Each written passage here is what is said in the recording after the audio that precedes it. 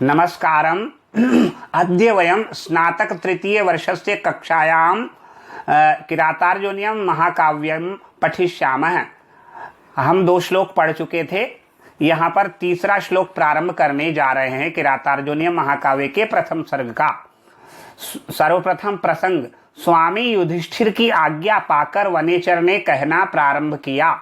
अब क्या कहना प्रारंभ किया, ये श्लोक के अंतर्गत देखिए।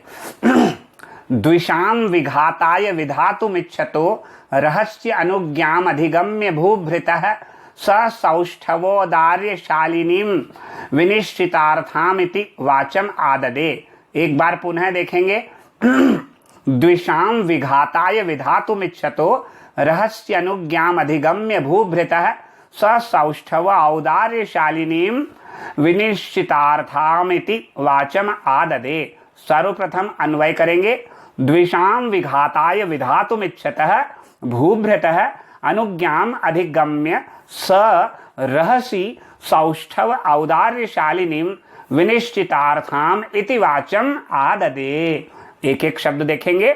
द्विषाम विघाताय, शत्रुओं के, विघाताय विनाश के लिए, विधातुम प्रयत्न करने के लिए, इच्छतः इच्छा करने वाले, प्रयत्न करने की इच्छा करने वाले, विधातुम इच्छतः प्रयत्न करने की इच्छा करने वाले। कौन? भूभृतः राजा युधिष्ठिर की, अनुज्ञाम आज्ञा को, अनुज्ञाम आज्ञा को अधिगम्य प्राप्त करके, आज्ञा को पा करके, स वनेचरः उस वनेचर ने, रहसी यानी एकांत में, एकांत में, सौष्ठव औदार्यशालिनीं बराबर शब्द सामर्थ्य तथा अर्थ गौरव के वैशिष्ट्य से युक्त, विनिश्चितार्थाम विशेष रूप से निर्णीत तात्पर्य वाली, वाचम वाणी को आददे कहना प्रारंभ किया या कहा। आददे, आ उपसर्ग दा धातु और लिट लकार, आददे। ठीक है। अब इसको अगर हम समझेंगे तो पूरा श्लोक का इसकी व्याख्या क्या होगी। शत्रुओं के विनाश करने के अभिलाषी भूपति यानी युधिष्ठिर की आज्ञाम अनुज्ञाम प्राप्त, अधिगम्य प्राप्त करके, यानी शत्रुओं के विनाश के, शत्रुओं का विनाश करने के अभिलाषी भूपति राजा युधिष्ठिर की आज्ञा प्राप्त करके उस वनेचर ने एकांत में, रहसी एकांत में, शब्द और अर्थ से परिपूर्ण, यहाँ लिखा शब्द सौष्ठव औदार्यशालिनीं, शब्द वैचित्र्य और अर्थ श्री से विशेषता से सुशोभित, अर्थात शब्द और अर्थ गुणों से संपन्न, अर्थ के गुणों से संपन्न, विशेष रूप से निर्धारित तात्पर्य वाली, विशेष रूप से निर्धारित शब्द तात्पर्य वाली वाणी के लिए हम यहाँ शब्द है विनिश्चितार्थाम, विशेष रूप से निर्धारित तात्पर्य वाली वाणी को, वाचम वाणी को आददे कहना प्रारंभ किया या वाचम आददे, वाणी बोलने लगा या वाणी को कहने लगा। यहाँ पर सौष्ठव शब्द का अर्थ, शब्द सौष्ठव और औदार्य का तात्पर्य अर्थ की शोभा है। इससे ज्ञात होता है कि अर्थ के साथ साथ उसके वचन में प्रभावोत्पादकता भी होना आवश्यक होती है। अब यहाँ पर अनुप्रास अलंकार का इसमें प्रयोग किया गया है। इस श्लोक में अनुप्रास अलंकार, अनुप्रासः शब्द साम्यम वैषम्येपि स्वरस्य यत्, ये अनुप्रास अलंकार का लक्षण मैंने बताया। अब कुछ टिप्पणियां देखिए। द्विषाम, द्विषन्ति इति द्विषः, द्विषन्ति इति जो द्वेष करता है वह द्विषः, और द्विषः की जब सप्तमी क्या षष्ठी बहुवचन लगाएंगे तो द्विषाम, तो द्विषाम षष्ठी विभक्ति बहुवचन, द्विष प्लस क्विप प्लस तेषाम द्विषाम। दूसरा है विघाताय, विहंतुम, विहंतुम इति विघातः, विहंतुम इति विघातः, और इसको करेंगे तो अलग करेंगे तो विघातः। कैसे? विघातः, वी प्लस हन प्लस घय प्रत्यय भाव अर्थ में, तस्मै, वी प्लस हन प्लस घय और चतुर्थी एक वचन में तस्मै भावे, तो विघाताय चतुर्थी एक वचन। रहसी, रहसी मतलब रमन्ते अस्मिन् इति रहः, और रहम जमा फिर अंत में क्या आ गया, असुन प्रत्यय जुड़ गया रहसी में, तो रह, अस्मिन् इति रह। तो अधिगम्य, अधिगम्य तो आप जानते हैं, अधि उपसर्ग गम धातु और ल्यप प्रत्यय, अधिगम्य प्राप्त करके, अधिगम्य प्राप्त करके। अच्छा, भूभृतः भुवम विभर्ति इति भूभृत, जो भूमि को धारण करता है वो भूभृत कहलाता है। भूभृत और भू प्लस भ्रय धातु, भू जमा भ्रय प्रत्यय है, और भू या भ्रय ये एक ही है, भू दो धातु यहाँ एक साथ आती है, भूभृत है, तो भू भी धातु है और भ्रय भी धातु है, और क्विप प्रत्यय है, भूभृत है। विनिश्चितार्थाम विशेषेण निश्चितः, विनिश्चितः विशेषेण निश्चितः इति विनिश्चितः, और प्रादि तत्पुरुष समास तादृशः अर्थ यस्या सा बहुव्रीहि समास में ताम द्वितीया विभक्ति विनिश्चितार्थाम इति, ये अव्यय पद है इति। वाचम, वाणी को, वाचम तो आप जानते ही हैं। दूसरा आददे, आ उपसर्ग है, दा धातु है, और लिट लकार आत्मने पर, या लिट लकार यानी भूतकाल का रूप है, जहां पर पहला अक्षर द्वित्व हो जाता है, भूतकाल में लिट लकार आता है।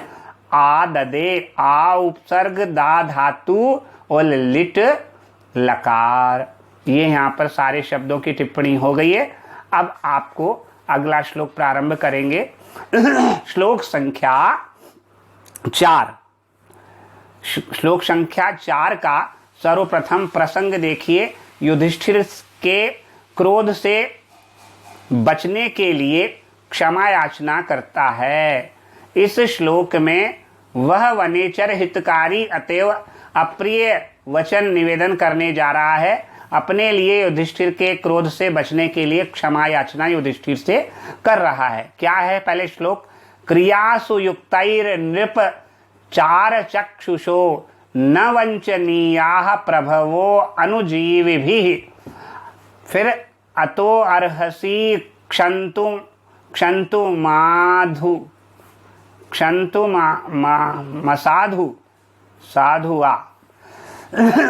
देखिए वापस से देखते हैं श्लोक को। सर्वप्रथम, क्रियासु युक्तैर नृप चार चक्षुषो न वंचनीया प्रभवो अनुजीविभिः अतो अर्हसि क्षन्तुम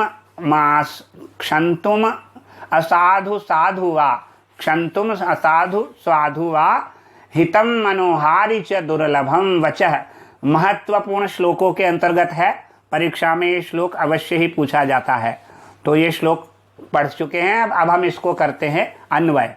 हे नृप, क्रियासु युक्तैः अनुजीविभिः चार चक्षुषः प्रभवः न वंचनीयाः अतः असाधु साधुवा मद उक्तम क्षन्तुम अर्हसि हितम मनोहारि च वचः दुर्लभम। देखिए क्या कह रहा है वो वनेचर।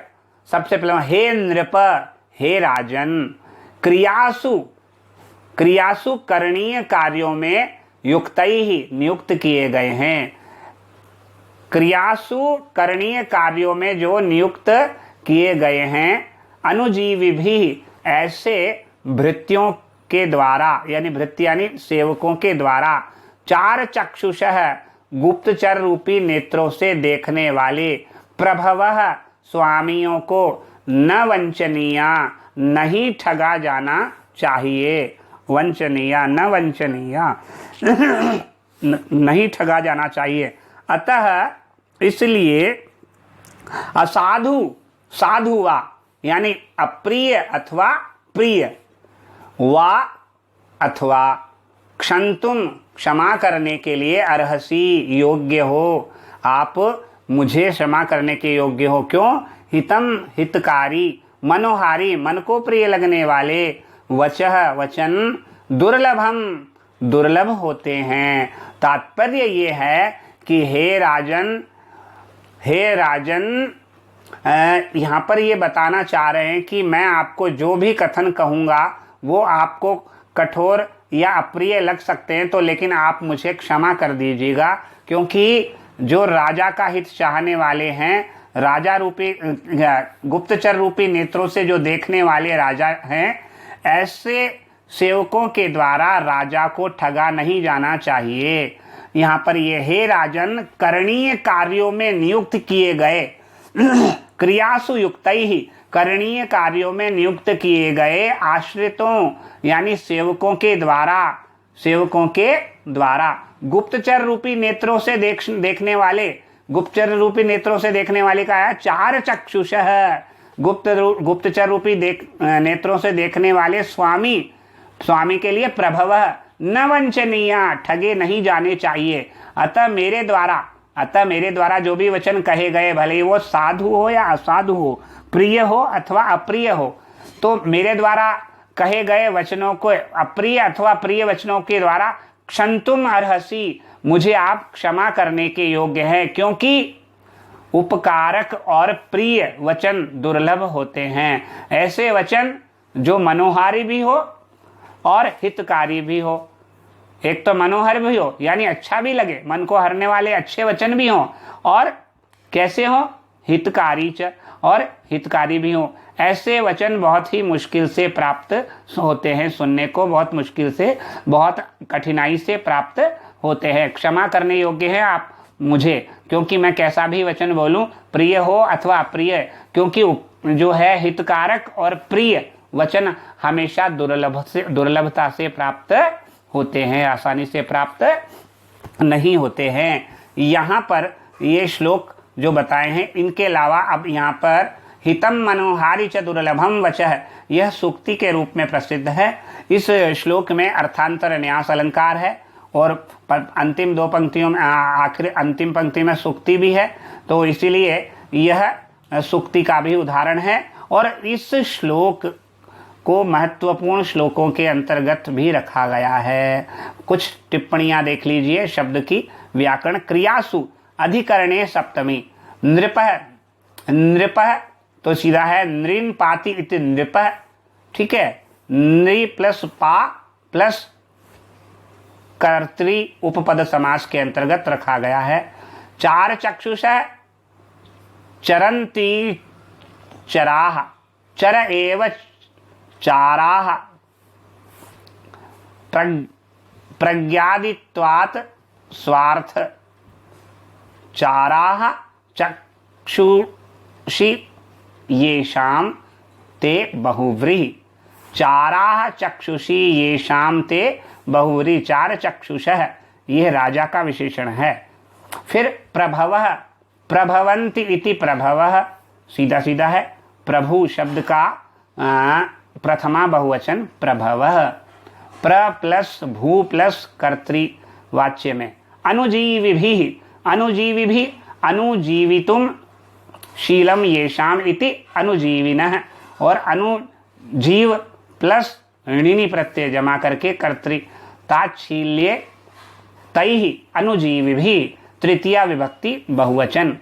मनोहारी, मनोहारी तो ये मनोहारी कैसे, मनोहर्तुम शीलमस्त्येति मनोहारी, मनस प्लस हरि प्लस ऋणी मनोहारी। फिर इसके बाद उपपद समास भी है इसमें मनोहारी में। अच्छा, आगे है दुर्लभम, दुर्लभम दुखेन लभ्यते इति दुर्लभम, उपपद समास है ये भी, दुर्जमा लभ जमा खल प्रत्यय। यहाँ पर ये श्लोक समाप्त हो जाता है। अगले वीडियो में हम अगला श्लोक पढ़ेंगे। तब तक के लिए धन्यवाद।